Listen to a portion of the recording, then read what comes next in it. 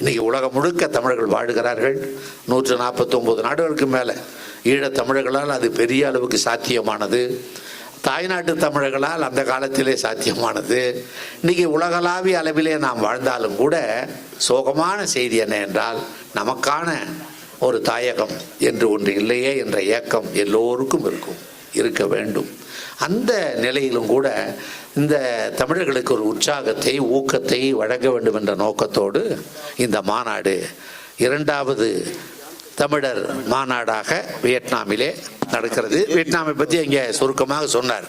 எனக்கு தெரிய வரலாற்றின் போக்கை படிக்கிற பொழுது அமெரிக்க வல்லாண்மையை எதிர்த்து போராடிய பல நாடுகள், பல தலைவர்கள் இருக்கிறார்கள். கியூபா போன்ற நாடுகள் அப்படியெல்லாம் போராடியது தான். அது மாதிரி சேக்குவாரா போராடி இருக்கிறார், பிடல் காஸ்ட்ரோ போராடி இருக்கிறார், சிலி நாட்டினுடைய அதிபர் அலண்டே போராடி, அப்படி உலகம் முழுக்க அது இருக்கு. அது ஒரு தனி கதை. அந்த அமெரிக்க வல்லாண்மையை ஒரு சிறிய நாடாக நாம் பார்க்கக்கூடிய இந்த நாடு, இந்த நாட்டின் மக்கள் எதிர்த்து களம் கண்டு நேரிலே சமர் செய்து நேரில் அடித்துக் கொள்வது என்று சொல்வார்களே, அப்படி போராடி அவர்களை தோற்கடித்த உலகத்தின் ஒரே நாடு வியட்நாம் நாடு தான். வீரம் செறிந்த மக்கள்.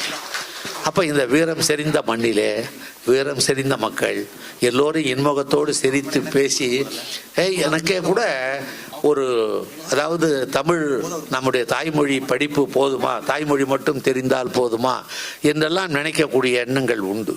ஆனால் இங்கே வந்து பார்க்கிற பொழுது ஒருவருக்கும் ஆங்கிலம் தெரியவில்லை, யாரும் ஆங்கிலம் சொன்னால் புரியவில்லை.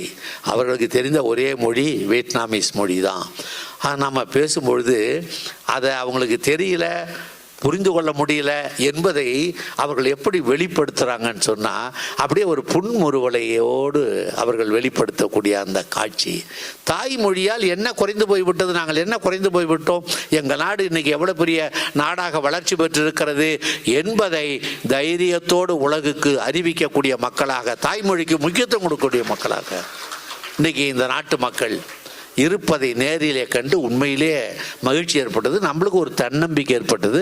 தமிழால் முடியும் என்ற அந்த தன்னம்பிக்கை நம்முடைய எல்லோருக்கும் ஏற்படக்கூடிய அந்த நேரடி அனுபவத்தை, கள அனுபவத்தை நாம் இங்கே பார்த்தோம். அப்படிப்பட்ட இந்த தாய்மொழி ஒரு நல்ல நாள், வரலாற்று சிறப்பு வாய்ந்த நாள். இன்னும் கேட்டால் தமிழருக்கு வர வேண்டிய முக்கியத்துவம் வாய்ந்த இந்த உலக